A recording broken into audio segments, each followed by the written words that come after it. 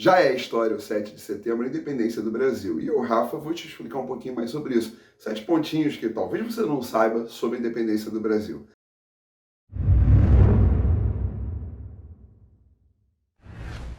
Primeiro é o seguinte, patriotismo, ele foi forjado depois da independência. Ele não existia, não tinha essa coisa, esse orgulho de ser brasileiro. Sabe o que era ser brasileiro antes, né? Antes do Brasil colonial, por exemplo, você falava assim que brasileiro era aquele cara que traficava para o Brasil. Primeiro significado de brasileiro era basicamente traficante. Bizarro isso, né? Então, ser brasileiro passou a ser inventado depois do Império já pronto, depois da nação já pronta, né? Você precisava trazer para o povo esse ideal de nação. O que é a nação? O que é ser brasileiro? Isso foi forjado pelos autores românticos, pela literatura, pela pintura, enfim, o Império forjou de cima para baixo a ideia de nacionalidade e patriotismo. Não tinha essa garra, esse fervor de ser patriota, isso não existia no 7 de setembro, nem antes e nem um pouco depois. Segunda parada, você sabe que uniu a elite brasileira no processo de independência, apoiando Dom Pedro? Sabe o que foi? O compromisso do Império de manter a escravidão. Sabia disso? Infelizmente, o fator que unificou a nossa elite foi a escravidão. A escravidão era certeza para quase todos os políticos que defenderam a independência, menos um cara lá que era o José Bonifácio. A grande maioria, todos escravistas. Até quem falava que era liberal era escravista também, e a palavra era bem diferente do que você pode imaginar, ser liberal. Outra parada, a gente sabe que Dom Pedro gritou independência ou morte, mas na verdade quem articulou o processo de independência foi a nossa imperatriz, a Leopoldina, junto com José Bonifácio, líder do Partido Brasileiro. Eles mandaram a carta para Dom Pedro, que ele recebeu na altura do Riacho do Ipiranga, e aí ele entendeu que era o momento de declarar independência ou morte, mas porque Leopoldina e José Bonifácio alertaram ele, falaram da pressão de Portugal, e eles foram os grandes articuladores, tanto que José Bonifácio é chamado de patriarca da independência.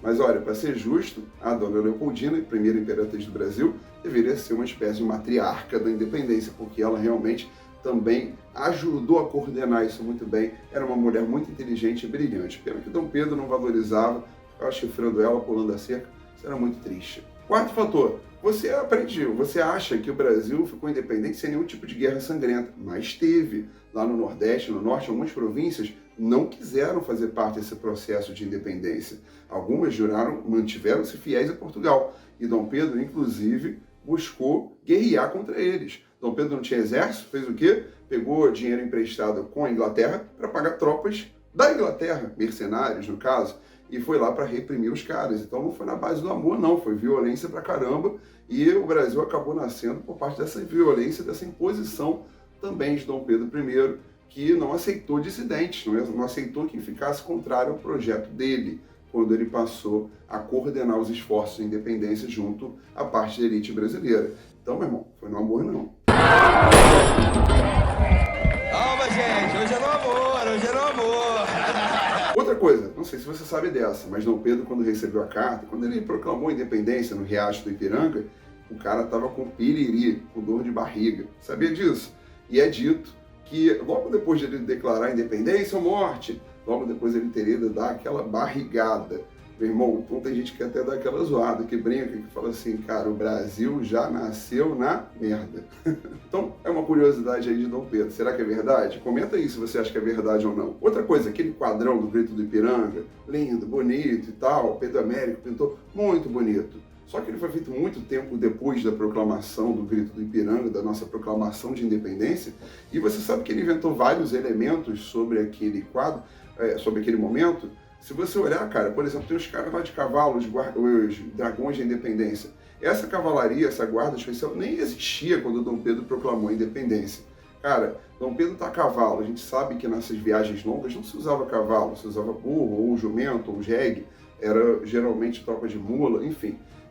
Então Dom Pedro não estava no cavalo como está gloriosamente nessa imagem, tá? Até o cara que está olhando no canto da imagem, tem um maluco popular ali, cara, esse daí talvez até esteja certo, talvez ele tenha passado ali e olhado assim, o que está acontecendo, what the fuck, o que está vendo aí? Que viagem é essa, velho? Mas não teve participação popular na nossa proclamação, a gente sabe disso, e realmente é até estranho até esse elemento popular às vezes ali. A única coisa que é bem real ali é a casa que tem no fundo do quadro, que a casa existia mesmo, de verdade.